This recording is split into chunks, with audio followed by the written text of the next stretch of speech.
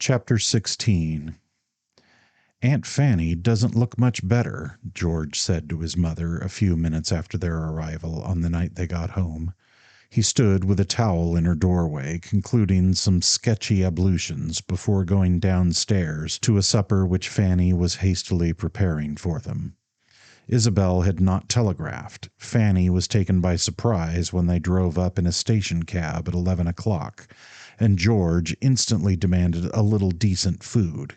Some criticisms of his had publicly disturbed the composure of the dining car steward 4 hours previously.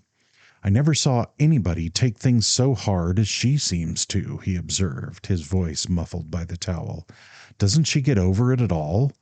I thought she'd feel better when we turned over the insurance to her. Gave it to her absolutely, without any strings to it. She looks about 1,000 years old." "She looks quite girlish sometimes, though," his mother said. "Has she looked that way much since father—" "Not so much," Isabel said thoughtfully, "but she will, as time goes on." "Time'll have to hurry then, it seems to me," George observed, returning to his own room.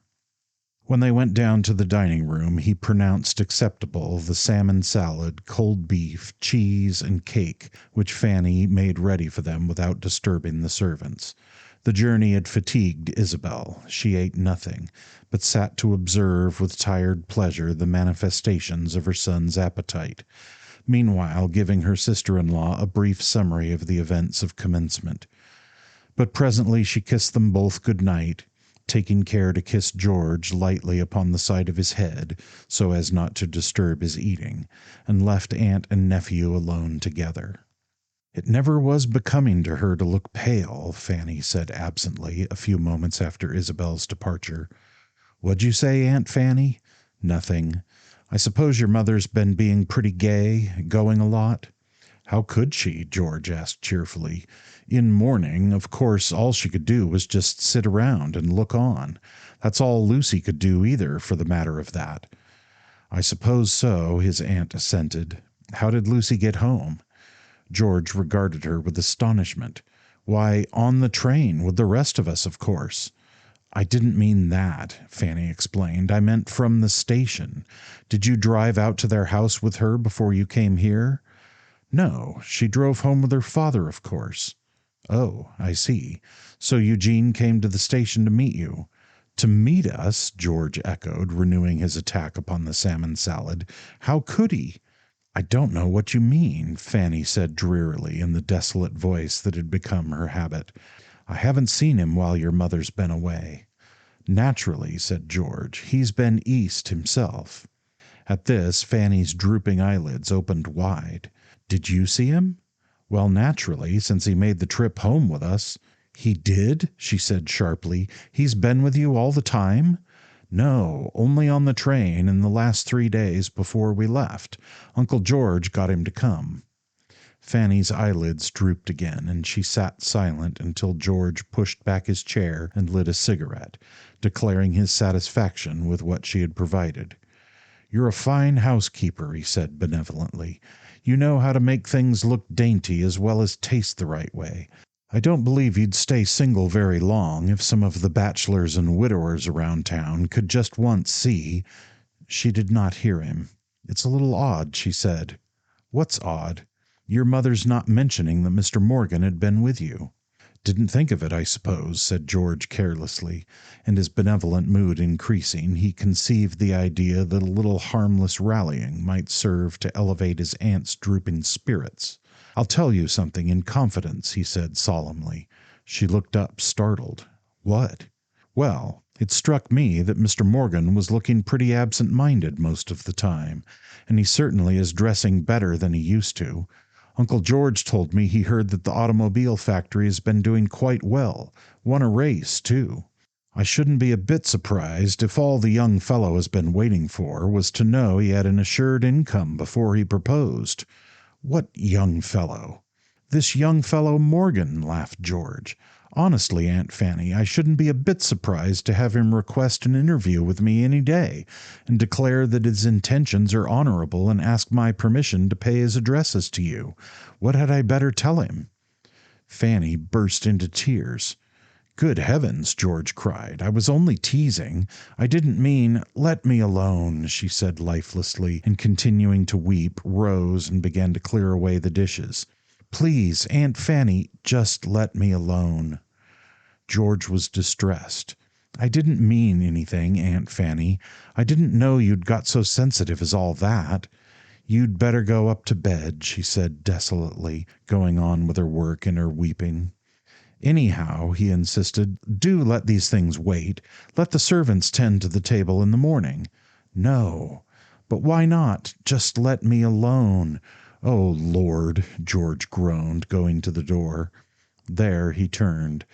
"See here, Aunt Fanny, there's not a bit of use your bothering about those dishes tonight.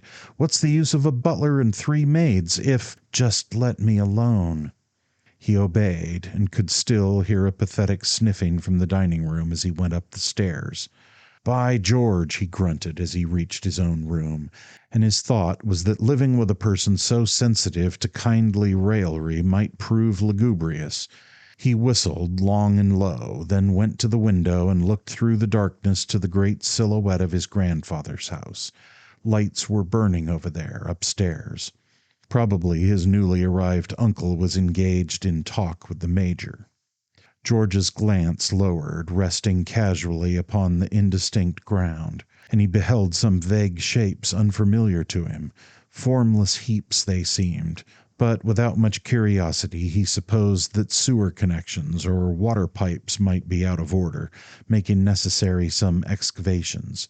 He hoped the work would not take long. He hated to see that sweep of lawn made unsightly by trenches and lines of dirt, even temporarily. Not greatly disturbed, however, he pulled down the shade, yawned, and began to undress, leaving further investigation for the morning. But in the morning he had forgotten all about it, and raised his shade to let in the light without even glancing toward the ground. Not until he had finished dressing did he look forth from his window, and then his glance was casual. The next instant his attitude became electric, and he gave utterance to a bellow of dismay. He ran from his room, plunged down the stairs, out of the front door, and upon a nearer view of the destroyed lawn, began to release profanity upon the breezeless summer air which remained unaffected. Between his mother's house and his grandfather's, excavations for the cellars of 5 new houses were in process, each within a few feet of its neighbor. Foundations of brick were being laid. Everywhere were piles of brick and stacked lumber, and sand heaps and mortar beds. It was Sunday, and so the workmen implicated in these defacings were denied what unquestionably they would have considered a treat. But as the fanatic orator continued the monologue, a gentleman in flannels emerged upward from one of the excavations and regarded him contemplatively. "Obtaining any relief, nephew?" he inquired with some interest. "You must have learned quite a number of those expressions in childhood. It's so long since I'd heard them, I fancied they were obsolete." "Who wouldn't swear?" George demanded hotly. "In the name of God, what does grandfather mean, doing such things?" "My private opinion is," said Amberson gravely, "he desires to increase his income by building these houses to rent." "Well, in the name of God, can't he increase his income any other way but this?" "In the name of God, it would appear he couldn't." "It's beastly. It's a damned degradation. It's a crime." "I don't know about its being a crime," said his uncle, stepping over some planks to join him. "It might be a mistake, though. Your mother said not to tell you until we got home, so as not to spoil commencement for you. She rather feared you'd be upset." "Upset? Oh, my Lord, I should think I would be upset. He's in his second childhood. What did you let him do it for? In the name of— "Make it in the name of heaven this time, George. It's Sunday." "Well, I thought myself it was a mistake." "I should say so." "Yes," said Amberson. "I wanted him to put up an apartment building instead of these houses." "An apartment building? Here?" "Yes, that was my idea." George struck his hands together despairingly. "An apartment house! Oh, my Lord!" "Don't worry. Your grandfather wouldn't listen to me, but he'll wish he had some day. He says that people aren't going to live in miserable little flats when they can get a whole house with some grass in front and plenty of backyard behind. He sticks it out that apartment houses will never do in a town of this type. And when I pointed out to him that a dozen or so of 'em already are doing, he claimed it was just the novelty and that they'd all be empty as soon as people got used to 'em, so he's putting up these houses. Is he getting miserly in his old age? Hardly. Look what he gave Sidney and Amelia. I don't mean he's a miser, of course, said George. Heaven knows he's liberal enough with Mother and me, but why on earth didn't he sell something or other rather than do a thing like this? As a matter of fact, Amberson returned coolly, I believe he has sold something or other from time to time. Well, in heaven's name, George cried, what did he do it for? To get money, his uncle mildly replied. That's my deduction. I suppose you're joking, or trying to. That's the best way to look at it, Amberson said amiably. Take the whole thing as a joke. And in the meantime, if you haven't had your breakfast, I haven't. Then if I were you, I'd go in and get some. And, he paused, becoming serious, and if I were you, I wouldn't say anything to your grandfather about this. I don't think I could trust myself to speak to him about it, said George. I want to treat him respectfully, because he is my grandfather, but I don't believe I could if I talked to him about such a thing as this. And with a gesture of despair, plainly signifying that all too soon, after leaving bright college years behind him, he had entered into the full tragedy of life, George turned bitterly upon his heel and went into the house for his breakfast. His uncle, with his head whimsically upon one side, gazed after him not altogether unsympathetically, then descended again into the excavation whence he had lately emerged. Being a philosopher, he was not surprised, that afternoon, in the course of a drive he took in the old carriage with the Major, when George was encountered upon the highway, flashing along in his runabout with Lucy beside him, and Pendennis doing better than 3 minutes. He seems to have recovered, Amberson remarked. Looks in the highest good spirits. I beg your pardon? Your grandson, Amberson explained. He was inclined to melancholy this morning, but seemed jolly enough just now when they passed us. What was he melancholy about? Not getting remorseful about all the money he spent at college, was he? The Major chuckled feebly, but with sufficient grimness. I wonder what he thinks I'm made of, he concluded querulously. Gold, his son suggested, adding gently, and he's right about part of you, father. What part? Your heart. The Major laughed ruefully. I suppose that may account for how heavy it feels sometimes nowadays. This town seems to be rolling right over that old heart you mentioned, George, rolling over it and burying it under. When I think of those devilish workmen digging up my lawn, yelling around my house, never mind, father, don't think of it. When things are a nuisance, it's a good idea not to keep remembering them. I try not to, the old gentleman murmured. I try to keep remembering that I won't be remembering anything very long. And, somehow convinced that this thought was a mirthful one, he laughed loudly and slapped his knee. Not so very long now, my boy, he chuckled, continuing to echo his own amusement. Not so very long, not so very long. Chapter 17. Young George paid his respects to his grandfather the following morning, having been occupied with various affairs and engagements on Sunday until after the Major's bedtime, and topics concerned with buildings or excavations were not introduced into the conversation, which was a cheerful one until George lightly mentioned some new plans of his. He was a skillful driver, as the Major knew, and he spoke of his desire to extend his proficiency in this art. In fact, he entertained the ambition to drive a four-in-hand. However, as the Major said nothing and merely sat still, looking surprised, George went on to say that he did not propose to go in for coaching just at the start. He thought that it would be better to begin with a tandem. He was sure Pendennis could be trained to work as a leader, and all that one needed to buy at present, he said, would be comparatively inexpensive, a new trap, and the harness, of course, and a good bay to match Pendennis. He did not care for a special groom. One of the stablemen would do. At this point the Major decided to speak. You say one of the stablemen would do, he inquired, his widened eyes remaining fixed upon his grandson. That's lucky, because one's all there is just at the present, George. Old Fat Tom does it all. Didn't you notice when you took Pendennis out yesterday? Oh, that will be all right, sir. My mother can lend me her man. Can she? The old gentleman smiled faintly. I wonder. He paused. What, sir? Whether you mightn't care to go to law school somewhere, perhaps. I'll be glad to set aside a sum that would see you through. This senile divergence from the topic in hand surprised George painfully. I have no interest whatever in the law, he said. I don't care for it, and the idea of being a professional man has never appealed to me. None of the family has ever gone in for that sort of thing, to my knowledge, and I don't care to be the first. I was speaking of driving a tandem. I know you were, the major said quietly. George looked hurt. I beg your pardon. Of course, if the idea doesn't appeal to you, and he rose to go. The major ran a tremulous hand through his hair, sighing deeply. I don't like to refuse you anything, Georgie, he said. I don't know that I often have refused you whatever you wanted, in reason. You've always been more than generous, sir, George interrupted quickly, and if the idea of a tandem doesn't appeal to you, why, of course, and he waved his hand, heroically dismissing the tandem. The major's distress became obvious. Georgie, I'd like to, but I've had an idea tandems are dangerous to drive, and your mother might be anxious.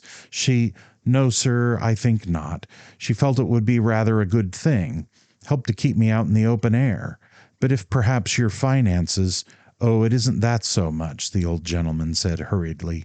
I wasn't thinking of that altogether. He laughed uncomfortably. I guess we could still afford a new horse or two, if need be. I thought you said— The major waved his hand airily. Oh, a few retrenchments where things were useless. Nothing gained by a raft of idle darkies in the stable, nor by a lot of extra land that might as well be put to work for us in rentals. And if you want this thing so very much, it's not important enough to bother about, really, of course. Well, let's wait till autumn, then, said the major in a tone of relief. We'll see about it in the autumn, if you're still in the mind for it then. That will be a great deal better. You remind me of it along in September or October. We'll see what can be done. He rubbed his hands cheerfully. We'll see what can be done about it then, Georgie. We'll see. And George, in reporting this conversation to his mother, was ruefully humorous. In fact, the old boy cheered up so much, he told her, you'd have thought he'd got a real load off his mind. He seemed to think he'd fixed me up perfectly, and that I was just as good as driving a tandem around his library right that minute. Of course, I know he's anything but miserly. Still, I can't help thinking he must be salting a lot of money away.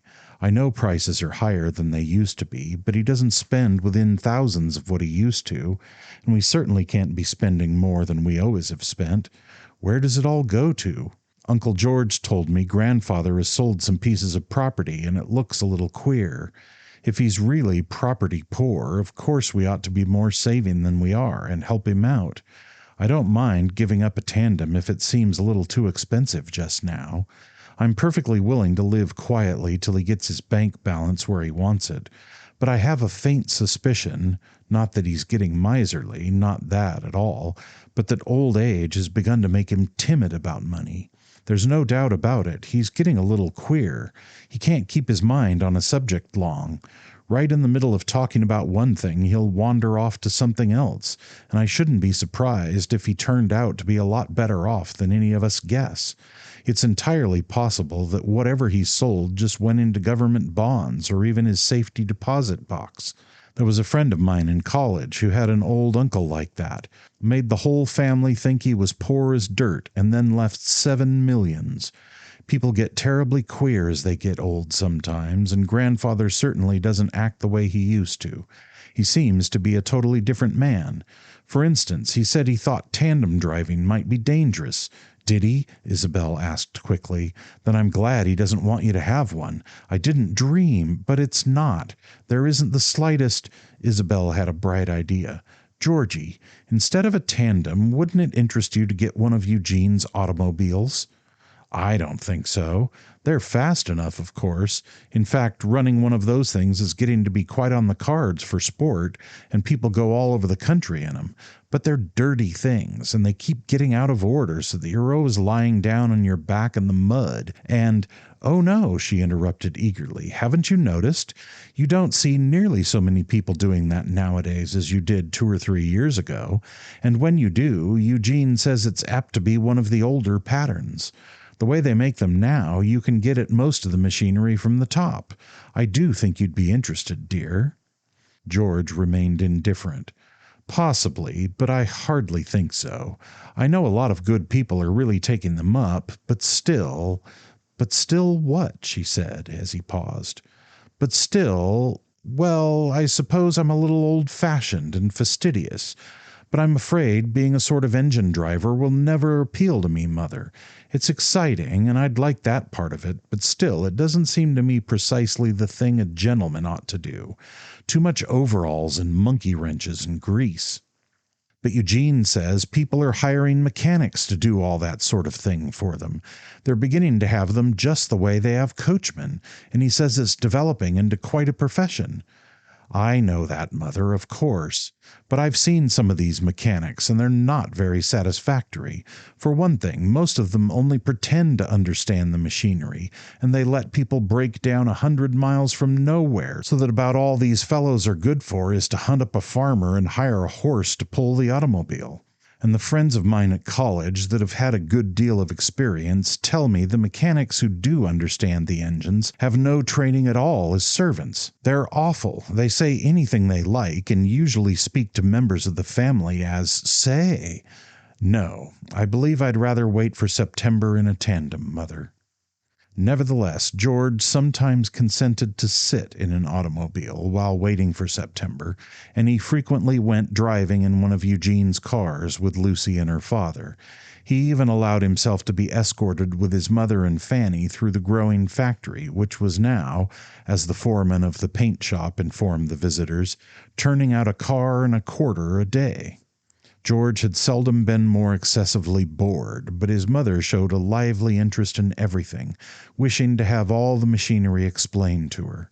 It was Lucy who did most of the explaining, while her father looked on and laughed at the mistakes she made, and Fanny remained in the background with George, exhibiting a bleakness that overmatched his boredom. From the factory, Eugene took them to lunch at a new restaurant just opened in the town, a place which surprised Isabel with its metropolitan air, and, though George made fun of it to her, in a whisper she offered everything the tribute of pleased exclamations, and her gaiety helped Eugene's to make the little occasion almost a festive one. George's ennui disappeared in spite of himself, and he laughed to see his mother in such spirits. I didn't know mineral waters could go to a person's head, he said. Or perhaps it's this place. It might pay to have a new restaurant open somewhere in town every time you get the blues. Fanny turned to him with a wan smile. Oh, she doesn't get the blues, George. Then she added, as if fearing her remark might be thought unpleasantly significant, I never knew a person of a more even disposition. I wish I could be like that. And though the tone of this afterthought was not so enthusiastic as she tried to make it, she succeeded in producing a fairly amiable effect.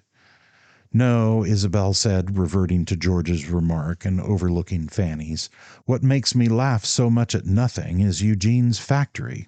Wouldn't anybody be delighted to see an old friend take an idea out of the air like that, an idea that most people laughed at him for? Wouldn't any old friend of his be happy to see how he'd made his idea into such a splendid humming thing as that factory, all shiny steel, clicking and buzzing away, and with all those workmen, such muscled-looking men, and yet so intelligent-looking? Hear, hear, George applauded.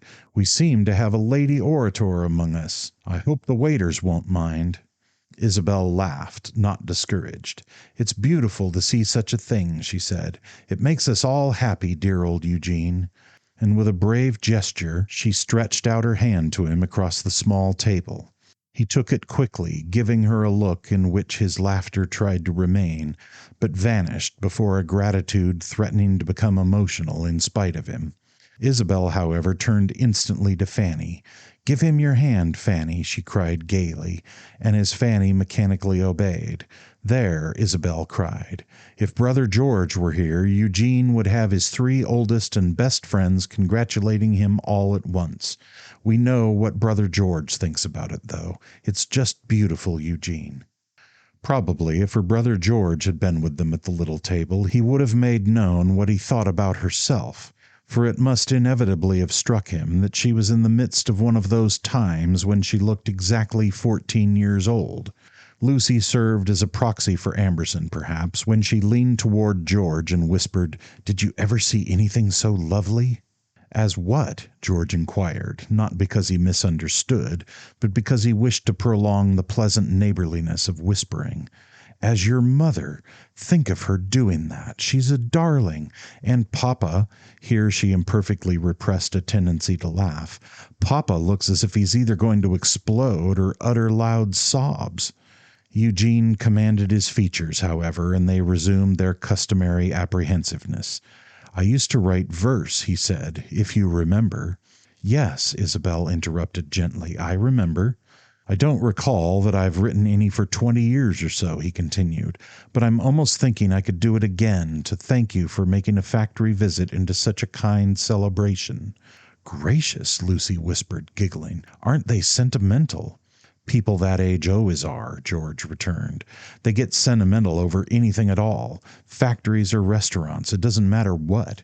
And both of them were seized with fits of laughter which they managed to cover under the general movement of departure as Isabel had risen to go. Outside, upon the crowded street, George helped Lucy into his runabout and drove off, waving triumphantly, and laughing at Eugene, who was struggling with the engine of his car, in the tonneau of which Isabel and Fanny had established themselves. "Looks like a hand organ man grinding away for pennies," said George, as the runabout turned the corner and into National Avenue. "I'll still take a horse any day." He was not so cocksure half an hour later on the open road, when a siren whistle wailed behind him, and before the sound had died away, Eugene's car, coming from behind with what seemed fairly like one long leap, went by the runabout and dwindled almost instantaneously in perspective, with a lace handkerchief in a black-gloved hand fluttering sweet derision as it was swept onward into minuteness, a mere white speck, and then out of sight. George was undoubtedly impressed. "Your father does know how to drive some," the dashing exhibition forced him to admit. "Of course, Pendennis isn't as young as he was, and I don't care to push him too hard. I wouldn't mind handling one of those machines on the road like that myself, if that was all there was to it. No cranking to do, no fooling with the engine. Well, I enjoyed part of that lunch quite a lot, Lucy." "The salad?" "No, your whispering to me." "Blarney!" George made no response, but checked Pendennis to a walk, whereupon Lucy protested quickly, "Oh, don't." "Why? Do you want him to trot his legs off?" "No, but—" "No, but what?" She spoke with apparent gravity. "I know when you make him walk, it's so you can give all your attention to proposing to me again." And as she turned a face of exaggerated color to him, "By the Lord, but you're a little witch!" George cried. "George, do let Pendennis trot again." "I won't." She clucked to the horse. "Get up, Pendennis, trot, go on, commence." Pendennis paid no attention. She meant nothing to him, and George laughed at her fondly. "You are the prettiest thing in this world, Lucy," he exclaimed. "When I see you in winter, in furs, with your cheeks red, I think you're prettiest then. But when I see you in summer, in a straw hat and a shirt-waist and a duck skirt, and white gloves and those little silver-buckled slippers, and your rose-colored parasol, and your cheeks not red but with a kind of pinky glow about them, then I see I must have been wrong about the winter. When are you going to drop the almost and say we're really engaged?" "Oh, not for years. But there's the answer, and let's trot again." But George was persistent. Moreover, he had become serious during the last minute or two. "I want to know," he said. "I really mean it." "Let's don't be serious, George," she begged him hopefully. "Let's talk of something pleasant." He was a little offended. "Then it isn't pleasant for you to know that I want to marry you?"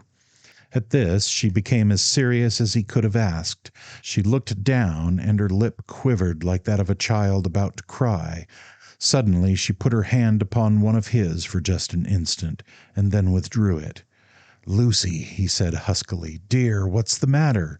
You look as if you're going to cry. You always do that," he went on plaintively, "whenever I can get you to talk about marrying me."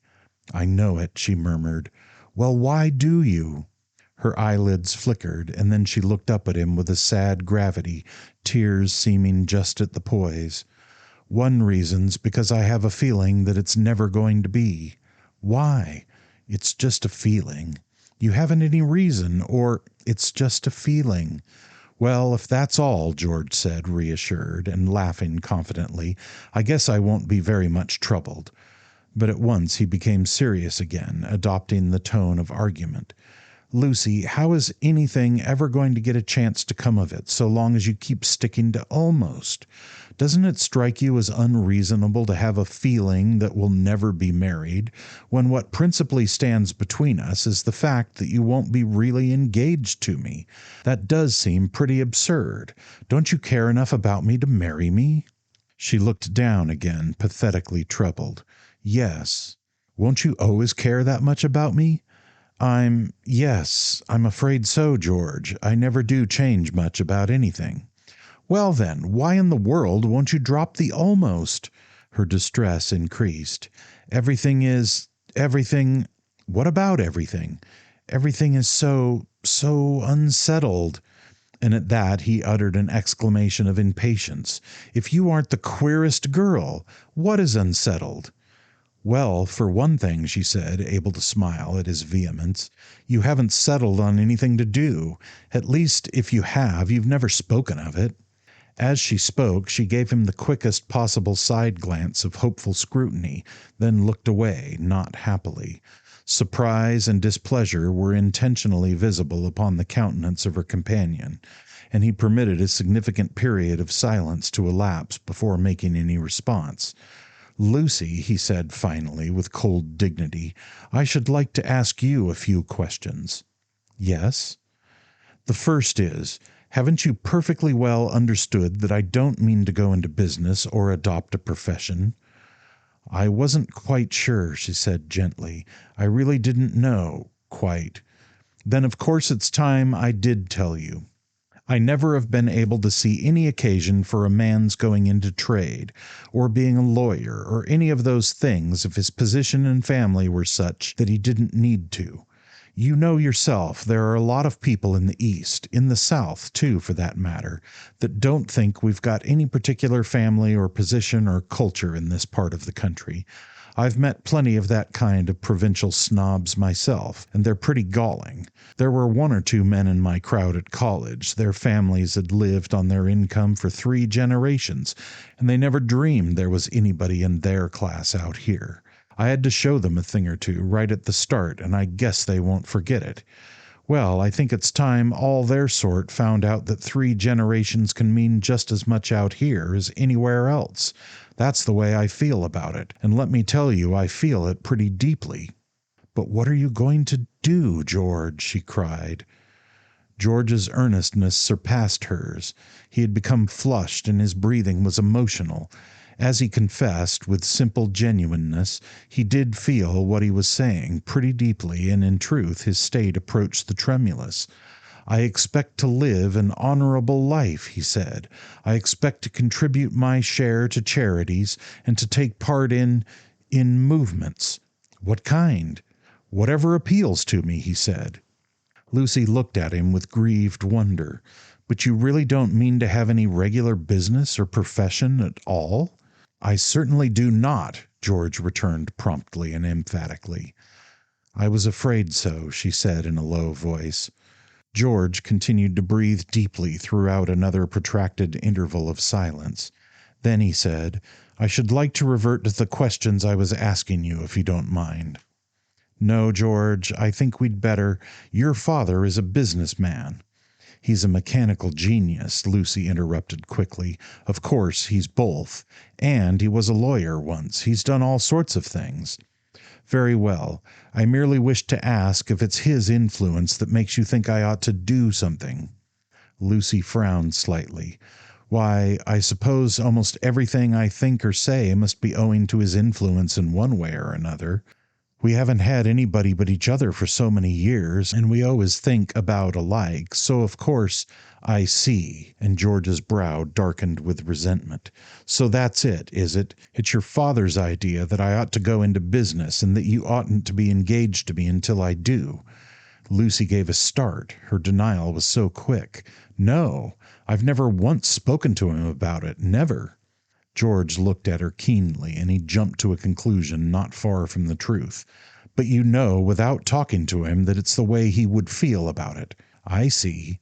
She nodded gravely. Yes. George's brow grew darker still.